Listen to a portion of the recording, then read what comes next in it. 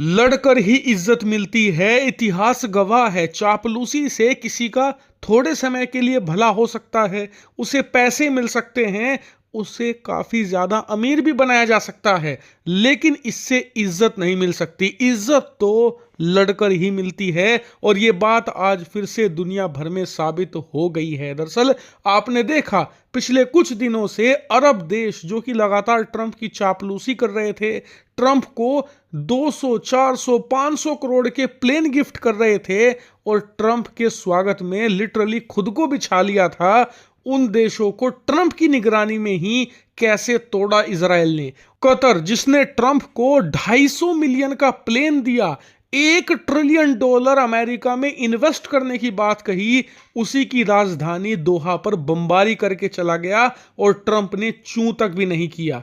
लेकिन अब कतर समेत तमाम अरब देशों ने सोचा कि चापलूसी से काम नहीं चल रहा, लड़ाई लड़नी पड़ेगी। और लड़ाई लड़ने का नतीजा क्या है, खुद आप अपनी स्क्रीन पर देखिए।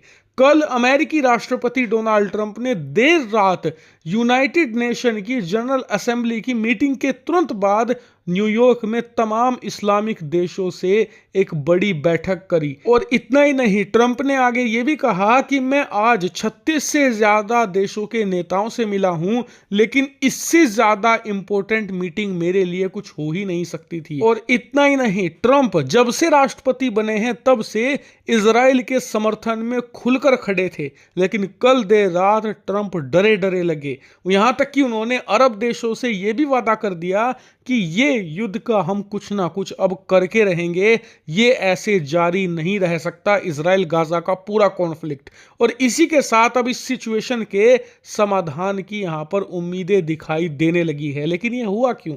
क्या यहां पर अरब देशों ने पैसा दिया ट्रंप को? नहीं।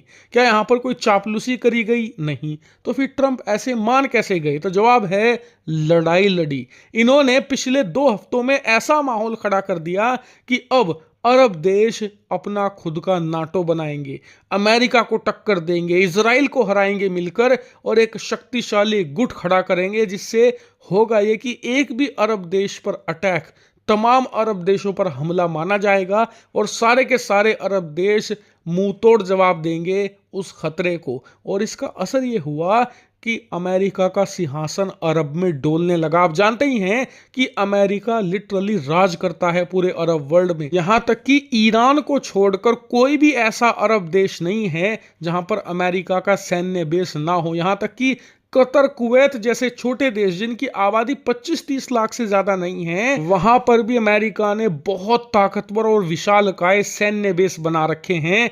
इससे आप अंदाजा लगाइए कि अमेरिका कितना ज्यादा हैवीली इन्वेस्टेड है अरब देशों में, और इसीलिए वो नहीं चाहेगा कभी भी कि एक अरब का नाटो तैयार हो। यही कारण है कि इस खतरे को देखते हुए ट्रंप ने अपनी सारी मीटिंग कैंसिल करी, सारे अरब देशों को एक जगह बिठाया और सुरक्षा का वादा दिया। और यहीं से हमें भी सीख लेनी चाहिए, क्योंकि भारत में भी बहुत सारे महानुभाव हैं जो कह रहे हैं कि भारत को रूसी कच्चा तेल तुरंत खरीदना बंद कर देना चाहिए, क्योंकि जितना फायदा रूस के कच्चे तेल से हमें हो रहा है, उतना ही नुकसान अमेरिका के टैरिफ से हो रहा है। और भविष्य में क्या पता ट्रंप का माथा घूम जाए, वो और भारत पर टैरिफ या सैंक्शंस लगा दें, तब हमें और विनाशकारी नुकसान होगा। तो ऐसे लोगों को मैं एक ही कहावत याद दिलाऊंगा, give the bully an inch he take a mile.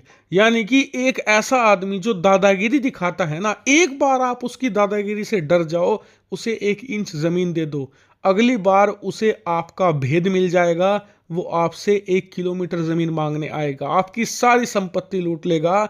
इसीलिए बुली के सामने आपको खड़ा होना पड़ेगा। शुरू में आपको लगेगा कि यार 1 इंच ही तो मांग रहा है, क्या बिगड़ता है मेरा, लेकिन एक बार 1 इंच देकर तो देखो, अगली बार सब हड़प लेगा। इसीलिए आपको लग रहा होगा कि यार रूस के कच्चे तेल के लिए हम कितना ज्यादा नुकसान उठा रहे हैं, लेकिन याद रखिए, एक बार रूस का कच्चा तेल हमने ट्रंप के कहने पर छोड़ दिया, ट्रंप को हमारा भेद मिल जाएगा। उसके बाद आप देखिए वो हमसे क्या क्या छुड़वाता है। और इसीलिए ट्रंप जैसे आदमी से जब आप लड़ाई लड़ते हैं तो फायदा या घाटा भूल जाइए, आप लड़ रहे हैं अस्तित्व बचाने के लिए, अपना सम्मान बचाने के लिए।